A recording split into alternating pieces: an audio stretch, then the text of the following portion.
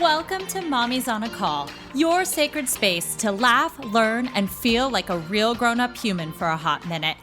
I'm Stephanie Uchima Carney, a mom of 3 under 6, serial entrepreneur, business strategist, and donut connoisseur, just trying to get through the day one cold cup of coffee at a time. I believe that with more intention, a positive mindset, and self-care, it is possible to thrive in motherhood, business, and life. My mission is to uncover the daily rituals, life lessons, real-life tactics, and favorite tools to inspire and empower you, mommy, to get the most out of life every single unpredictable day. So grab your headphones, tell your kids you're on the potty, and tune in weekly for some laughs, knowledge bombs, and plenty of real talk with real moms, and maybe a dad or two. Welcome to the Mommy Pod. Welcome back to Mommy's on a Call. Today, I'm excited to bring to you Dr. Alison Mitzner. Dr. Alison Mitzner is a single mom of 2, board-certified pediatrician, family wellness and fitness expert, and passionate supporter of parents feeling calm, confident, and healthy. After attending medical school in Syracuse and completing her residency on Long Island, Dr. Mitzner worked at a private practice in Manhattan and is now a senior director at a major pharmaceutical company in worldwide safety and regulatory. She's the author of the #1 Amazon bestselling book, Calm and Confident Parenting, where she shares proven strategies and tools for making small changes to your mindset, routine, and habits to help parents raise their children with calm confidence. Welcome, Alison. Hi, thank you so much. Thanks for having me. I wanted to start off by asking, what is your biggest mom win of the week? Gosh, I guess so many. Well, my kids came back yesterday from their dad. So I would say that they loved all the Hanukkah presents that I picked out for them on the first night. That was a win, because some years they'll be like, it's fine. But yeah, they loved everything last night. Aww. I guess that was a pretty big win. And dinner. What did you make? Nothing fancy at all. I was like, we had a little pizza bagels that I made, and then these little, I have a name for them. I guess they're like pizza bites. It was a fun dinner. They'd just come home. It was Hanukkah. Aww. So, yeah, they loved Well, it. to give the audience a little bit of context, tell me about your family structure. So what does that look like? I know you're a single mom. How old are your kids? And kind of what does that look like? Sure. So I'm based in Manhattan. I have a daughter who just turned 10 and a son who's almost 8. And yeah, they're very, now that they're getting older, they're very into their own individual things. So, my daughter's she loves the theater and acting and singing and music and dancing, which probably drives her brother crazy a bit. And then my son's more of like sports. He says all the time, like, I just love sports, all sports. So they have all their activities and they're busy after school. They do their homework. I try and carve out when I do have them dinner time and that quality time. So I was talking about like dinners. So usually between 5 and 7, everyone's annoyed if I don't text them back or they can't reach me. But yeah, so it's fun. I try and enjoy the time, the quality time, and kind of separate work and kid time. So you said you have kind of shared custody of your children. How do you structure your weeks around that? When do you have your kids and how do you fit in your work? Not only are you working full time, you also have, your side gig. And so I'm curious how do you structure your behind the scenes with your kids? A lot of planning and a lot of lists, but I really try and schedule the best I can. But I feel like we know as a mom, right? It's always crazy and it never stays as you plan. But scheduling the time, especially now during the pandemic, I didn't have a sitter regularly and it was just sort of me. So making sure with work, I had that time, and then knowing my schedule with my kids and what I would do. There's one day a week they go to their dads and alternate weekends. And so often people are like, oh, you have that free time when your kids are at their dad's. And I'm like, no, I am buried trying to shop for them or food shop or do laundry, bills. So I kind of just schedule it. I don't know how else to say. Like, I just have to really budget that time of knowing when I can get my work done, when I can get other things done, and my kid time, because I can't, and I talk about this a lot, like multitasking never works. And I really want to, when I'm with the kids, be focused on the kids, because they know, like, when you're doing other things, so. How do you carve out that time for them? How do you set up those boundaries? It's hard. It's impossible. the best I can. I know what I have to get done that day, and I try and get it done early enough in the day, even before they come home from school. Of course, that'll change if I'm sick or school or whatever. But I know what I have to get done. And often I'll get up early that day, earlier than I normally do. If I What have time do you normally get up? I normally get up. We can talk about like exercise. That's my coffee and caffeine for the day. But typically between 5:30 and 5:45. Are you always been a morning person? Yeah, I think so. I like to do my workouts in the morning for all reasons. One, things always come up later in the day. It gives you that energy boost for the day. It starts my day. Otherwise, I feel more sluggish. But yeah, I'm usually a morning person. Even on the weekends, I'm probably up earlier than most. Do you wake up at kids? I was going to say with your kids, yeah. What time do they wake up? Early. I mean, they sleep till about 7. No, I mean, during the school week, 6:30. On the weekends, they can sleep till like 8, which is sometimes 7:30 or 8. Well, the unpredictability of when your kids, yeah, you just never know if they're going to get up early that day. And you're like, the whole morning is totally thrown off. But that's why things that I like to get done, I try and do before the kids get up or before I get to work, and kind of knowing what I have to get done that day that's that important or has to get done. So this way I know I have that time later with the kids. But it's hard. I don't think anything ever goes as I plan, right? Yeah. I just kind of, and I mean, with 3 kids, it's just, you make it work the best you can and not stress. But as long as I know the important things get done that have to get done. I mean, there are times you have to use the iPad as a babysitter if you have to get on an urgent call or something, but well, I was going to say, you can't like tag team. So I was always saying like, when I have things to do, like I have my husband to rely on, or I have, during the pandemic, it was harder with childcare, but at least I have that. As a single mom, like how have you handled that? Your kids are older now, but they weren't a few years ago. And we weren't in a pandemic a few years ago. So you were having to leave the house to go to work, because I assume you didn't work from home back then.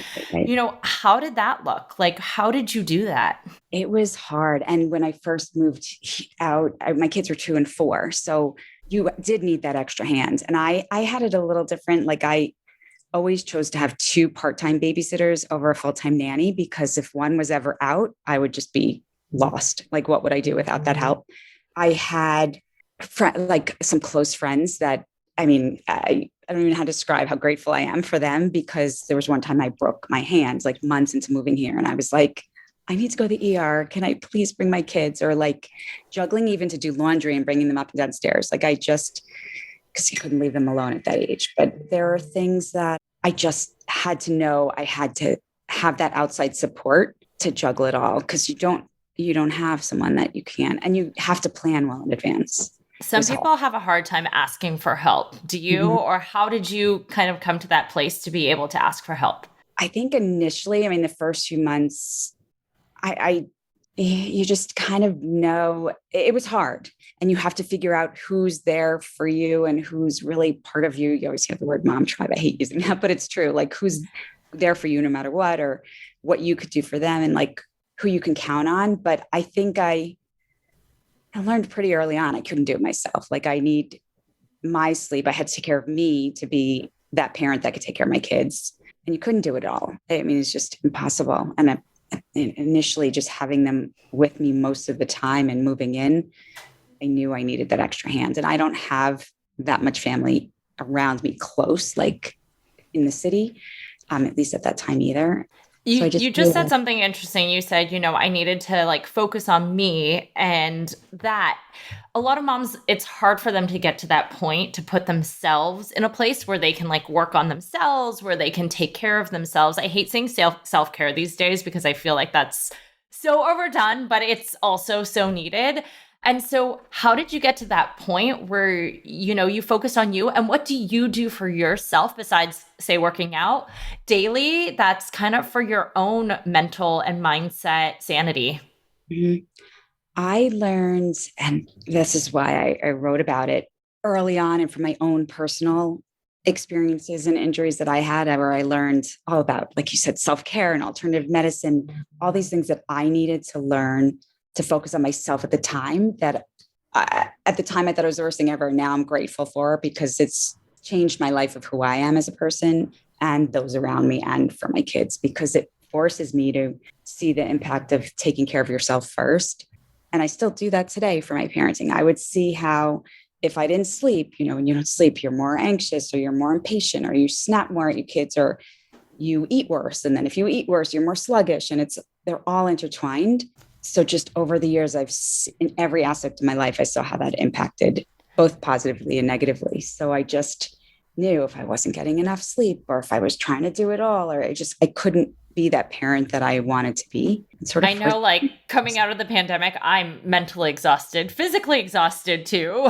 But I guess what are some baby steps that like someone like me could take to start down that road of feeling better? What are some everyday habits that you can start, just like baby steps? Because, we all say we want to work out, great, but that's like a bigger thing. What are some of the things that, have helped you become more also calm and confident, but also mentally less exhausted? There's so many. And it's like you hear about sleep, diet, nutrition, exercise, self-care, but that's different for everyone. So for me, exercise is huge. I mean, I'd say that's one of my biggest because it impacts everything physically, mentally, emotionally. And I mean, there's so many. I think sleep, I think going to the sleep the same time, try to as much as you can the same time every night, and getting enough quality sleep is so important. I mean, it's hard when you first have kids and young kids, probably in your situation too.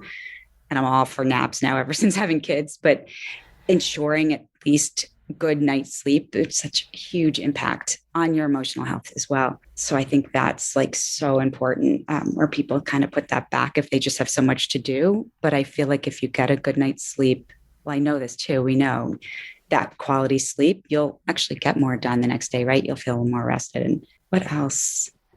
I mean, I love the name of your book, Calm and Confident Parent. So like most of us are not very calm, maybe confident, but not very calm. What are some of the I guess your biggest takeaways, I guess, from the book or from what you do or what you've seen happen? And especially now, because I mean, after all of this, we lose our temper, we lose whatever. We've been with our kids way too much. Even now that they're back in school, it's been a load that's been on parents for a long time. Right. How did you start down the journey of being, I guess, calm, and any things that we can start doing to really implement that? Because I'm big on reparenting yourself. I've noticed that there's all of these parenting tips on how to parent. But the problem is if you don't change yourself, your parenting isn't going to change. You can implement all the tools and tactics and all of that, but if you don't focus on yourself, you can't really change. And so I'm curious, how do you become more calm? Because I feel like becoming more calm, what's the word for it? It models to your kids and it creates a better atmosphere and environment at home. Well, exactly. Like when you say modeling for your kids, that's why starting with yourself, because they learn by watching us as their role model. So they're seeing you react to stressful situations in a less anxious way or more calmly. They learn to do that when they're forced to do so. And it's about learning how to deal with your emotions and your emotional health. So how you deal with stressful situations, which isn't easy. And right, we're all going to have stress, and some stress is good and it motivates us. But other times, rather than snap, or rather on how we're going to deal with certain situations. So I don't know, there's all of these things impacted. And that's why it ended up in such the book. But I would say, what is the biggest thing you've done that you've noticed in your own children? Especially going through a separation and, the differences in environments for the kids can be stressful, and stressful for you as a parent, managing relationships and changes. How, I guess, with your own kids and with your own self, what has been a big thing for you that you've done? Well, I know things that are out of my control. I used to stress over a lot of different things, where now I know what to do, whether I take a break or a breath or practice gratitude, or I learned a lot about mindfulness and meditation and all these things that I heard of years ago that I was like, there's no way these things can do anything. And then I researched it, and actually on myself as my own experiment, saw the impacts on my life and how I can deal with stressful situations more calmly, which really, it goes back to when I was forced to learn these things back in a prior injury years ago. And again, I didn't really believe any of it was true, but I had to function, right? I had all this, no one could figure out what was going wrong. And I learned all these different modalities. So I think seeing that and knowing that I can't change anything and we'll always have stress in our lives, on what I can do in the stressful situations. Humor a lot. I try and just think in the positive and laugh at different things or not minimize any issues, but really just, I think taking a break, taking a breath, and all these alternative medicine set of modalities that I learned along the way really made an impact. I do think fitness, I know back to that, but that if I'm ever in a bad mood or like I don't work out, I find myself more sluggish and more moody. Or diet as well. I mean, that's another huge topic could take a whole talk on, but I feel like the worst, if you're eating different foods or worse foods or inflammatory food, there's different things that impact the way you feel, which really, I think it's all, like I said, interrelated and intertwined. And self-care, taking time for yourself, like you said, even if it's 20 minutes, like moms, we need a break, or dads or anyone, to focus on yourself. And if you don't recharge and like you'll get burnt out. And that's just another reason for more stress and anxiety in your life. Right. Well, I wanted to switch gears a little and talk a little bit about your career. And the reason why is you were talking about all these like kind of alternative medicine and like more holistic things. And that you even said like, oh, I didn't really like believe in these before because you were an actual, or you still are a pediatrician, or you were, you went to school to be a medical doctor. And a lot of times we separate that medical doctor from more like holistic health.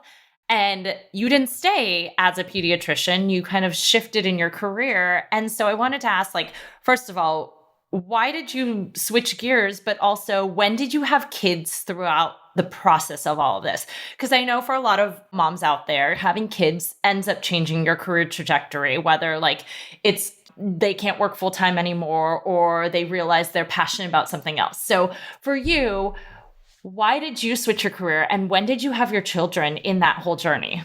So, yeah, I'm definitely not the traditional path, but I practiced and I always loved kids. And I think by default, almost I went into pediatrics, but I practiced for a while here in Manhattan. And then it was about 5 years in when I loved medicine and I loved helping patients, but I found myself really wanting to use more of I was fascinated by the research and really wanted to stick to the really complicated cases. So all these different things that I thought, you know what, I needed, maybe practice wasn't for me. And I really looked to see what else was out there. And I had no idea at the time what I could do with an MD. I was actually, true story, looking about meteorology schools in Miami because I'm fascinated by the weather as well. And then after all those years of going to school to be a doctor. My parents are not happy with that. Well, it's an interesting question because I actually have a bunch of mom friends who are doctors, ER doctors, pediatricians, things like that. And they're always like, we can't just throw away our degree. What do we do? So I'm here to ask you, what can they do? Well, I researched, this was well before, there's so many, but there's so many more options today even. But so I researched all different things, Wall Street. And then a boyfriend at the time was saying everyone out in Northern California works for pharmaceutical companies. So I researched that angle and I learned about safety and regulatory in the industry. And I transitioned to the pharmaceutical industry and I really loved it. So I feel like now what I do is so rewarding, just as rewarding, if not more, helping patients, because it's not on a small level. It's really like in the millions. And so I can really use that science and medicine that I love. So I made that transition well before I had kids or even met my husband who I had kids with. And then years after that, while I was in the industry, I had children. Did at any point in there were you like, I don't know if I can continue my career, or were you like, it's not even an option, like it's totally fine, kids didn't change it? Yeah, kids didn't change it. It's interesting because even then I remember my boss at the time saying, oh, you're never going to come back. I'm like, no, I'll come back early. But I did extend my leave a little bit because I loved being home and mom and nursing and all that. But I didn't feel like it would change my career at all. And that's even more when I started doing more on the side, because parents would still be coming to me with questions or confused if there's so much misinformation, and started writing and speaking and talking all the parenting stuff that still sort of stuck with me because of that I did outside my career too. And I love that. And that's actually sort of how the book came about, because there was nothing really that I found when I was pregnant that I thought would be an easy read or not boring or not textbook like what parents would want to pick up because they are going to be so exhausted, right? We're working and taking care of kids. So yeah, so that's sort of the career path that I took, and I'm still. So then how did you also find time to write a book while working full time, while also having 2 kids? And also having apparently side stuff where you're speaking, you're blogging, you're on media. So like, how did you fit that all in? Like, how did you structure it? Yeah, I did. Well, after my kids would go to sleep, I would write a lot. In the morning, if I was doing workouts, I thought a lot about what I wanted to write. On the weekends, when my kids were at their dad's. And it's funny because my friends were like, that's what you want to do? Like, you want to work more? But to me, it's not working. I love it. So if parents are reaching out or if I have to write. So it was really on any spare time, but it was a lot of nights and me that like, I need my sleep, and I talk about the benefits of sleep. So I'd have to force myself sometimes to stop writing at a certain point, or, I tried to do a lot at night after the kids would be in bed. I mean, other times I'd fall asleep on their floor when they went to bed, but for other times, yeah, I would just do it when I didn't have the kids or when they were sleeping. And did you write this during the pandemic or beforehand? I started it right before the pandemic in November, the fall of 2019. I had thought about it for years, and a lot of what I was writing about or for media or on my blog would be similar topics. So I thought about it, but I didn't know exactly how I wanted to put it into a book that would be succinct enough where they would get this information easy to digest. So it was probably the fall of 2019 where I flew down to Austin to the company that I was working, publishing company that I was working with. And started writing it. So most of the writing was done during the pandemic. So it's a fitting topic for that, but not at all. Because I was going to ask, like, calm and confident is a very thing. Like after the pandemic, it seems like something really important to have. And so I'm wondering, did you have anything that you changed throughout the process? Like anything you discover that parents really needed that maybe not before? And if so, like, what are those things that parents really need, and any like tips on like how to address that? Nothing changed. I thought about that when I worked with the editors. I was like, do I just have to throw my book out the window because the pandemic's changed anything? No, if anything, it'll be relevant for that. But I didn't want it for the pandemic because it's all these topics that we live with every day pre-pandemic, and we'll need post-pandemic, whatever that looks like.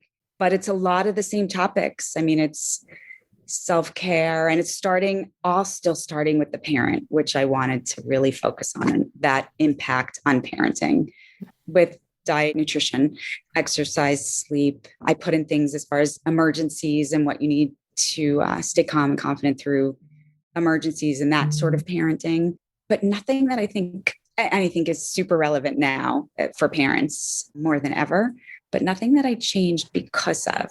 Well, which is great. Yeah. And on that note, how do you stay calm and confident as a co-parent? Because I know that can be stressful. There's different ways that everybody parents. And so dealing with your partner who might parent differently, how do you deal with that? How do you deal with, you're even saying like it's important to have your sleep, have your nutrition as a parent so that you can parent really well or, in a certain way. How do you deal with that as a co-parent?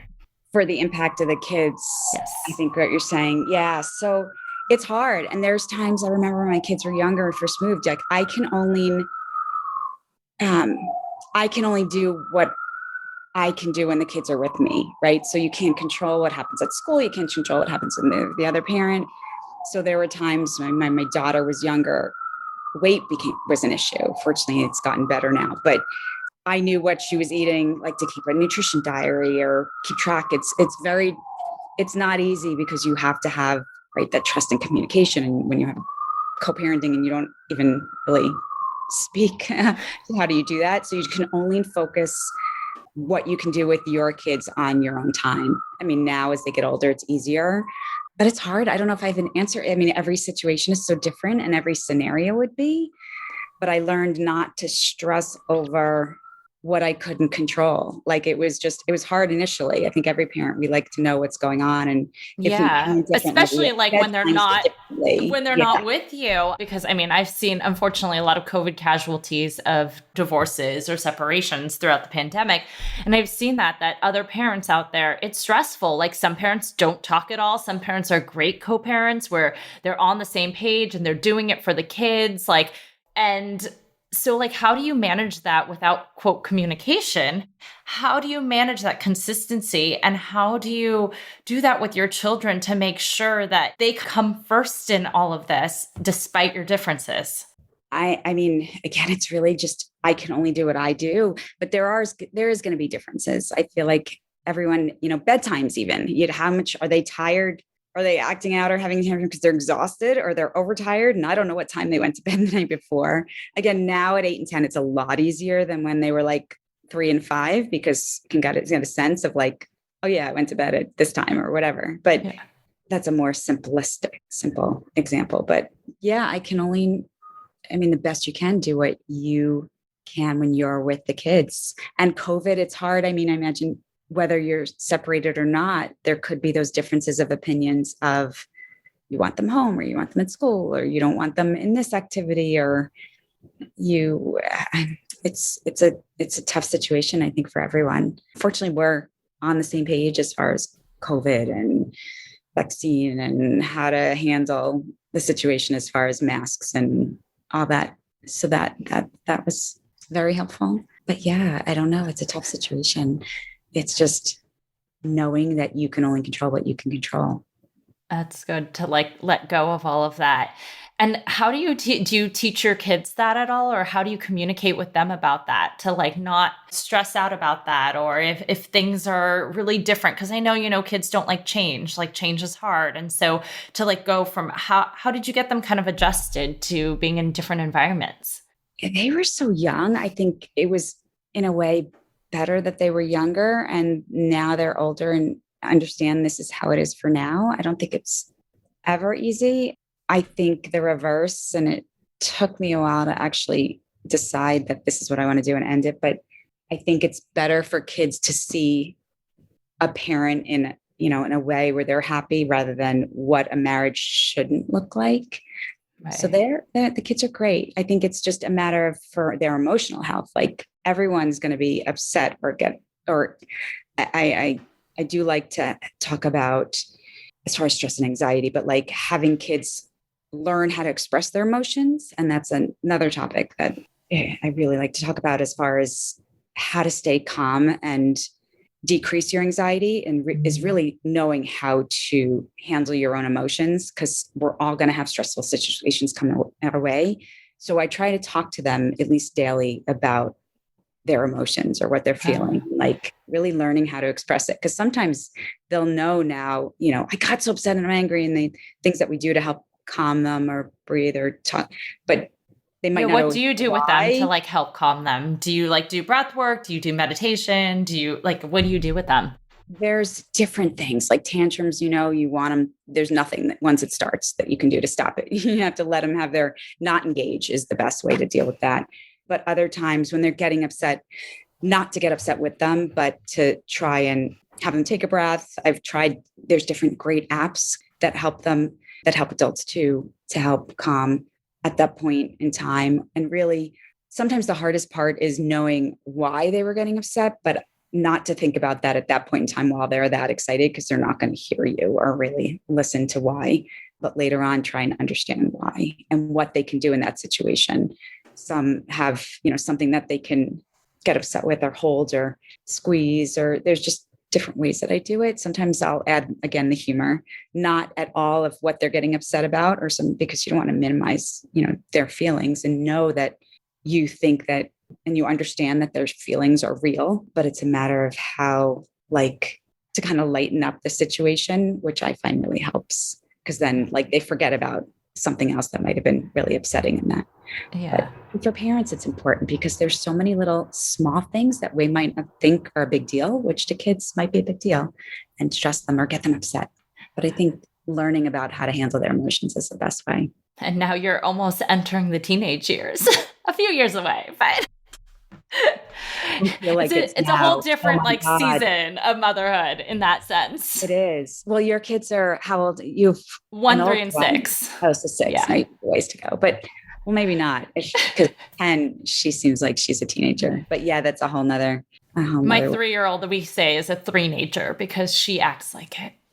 Oh, that's Yeah. something too. And then with the sibling rivalry. Yes.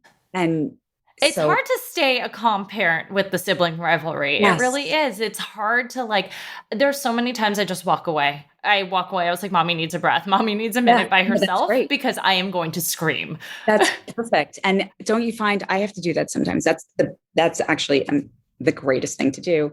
And then sometimes they kind of then bond like, all right, we should probably settle down because mom's getting upset. Like they need their mom. They get that, right? It's right. sweet. Well, the funniest is last week my daughter did that. My 3-year-old, she walked away and she goes, I want to be alone. And she goes in her room and closes the door. And I just started laughing. I couldn't help but laugh. Yeah. She was so angry at her brother. She just stomped off and she's like, I don't like him. I need a minute by myself. And I was like, you go take a minute by yourself. Feel free. Do what you need to do, girl. Calm down. But it was funny because I do that now. Like I'm like, Mommy needs a minute away. And so I think, again, that's modeling. But I thought it was funny that she picked up on that. She might have helped. And did she feel that she probably felt and then and then she literally came out of her room maybe 5 minutes later. I could see her in the Nest cam. Like she got in her bed. She was like doing random things, like talking to her stuffed animals. Then she comes out of her room with like I don't know, St. Patrick's Day hat. Don't ask where she found it. She just marches downstairs and she's like smiling and happy. And it like totally calmed her. I'm like, cool, you did it. You did it on your own. And I didn't have to step in and like stop a fight. It was great. Yeah. Well, anyway, to wrap things up, I wanted to ask a couple last questions. One, what do you think is a superpower that you gained once you became a mom that makes you better in either business or life? I guess even though it's a little bit before having kids, I think the whole calm and confident part of me where it's only made me that much, it's only impacted my parenting that much more, or I use more and more within my parenting. Does it work at work too?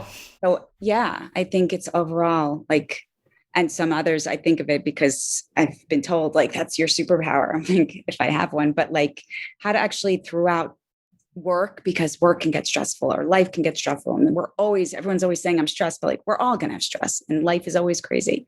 But I think, yeah, I'd have to say that's still my superpower, even more so after having kids. I love that. And where can we find you online? My I'll website. Put all the links. Yeah. Yeah. Everything is pretty consistent. Dr. Alison Mitzner. So dralisonmitzner.com. My social media handles are the same. So on there, I have lots of information. You can join for free for my blogs, for my handouts and guides and parenting guides. And there's information on my book. Perfect. Well, thank you so much for joining today. I appreciate you taking the time out to doing this. Oh, thanks for having me. It's always fun. Thanks. Thank you so much for listening to this episode of Mommy's on a Call. Your support means the absolute world to me. You can find the show notes for this episode and other goodies over at mommysonacall.com. And if you enjoyed this episode or have gotten value from the podcast, I would be so grateful if you could head on over to Apple Podcasts and leave a rating and review so that we can reach and empower more moms all over the world together. Thank you so much again, Mommy Pod, and I will see you here next time.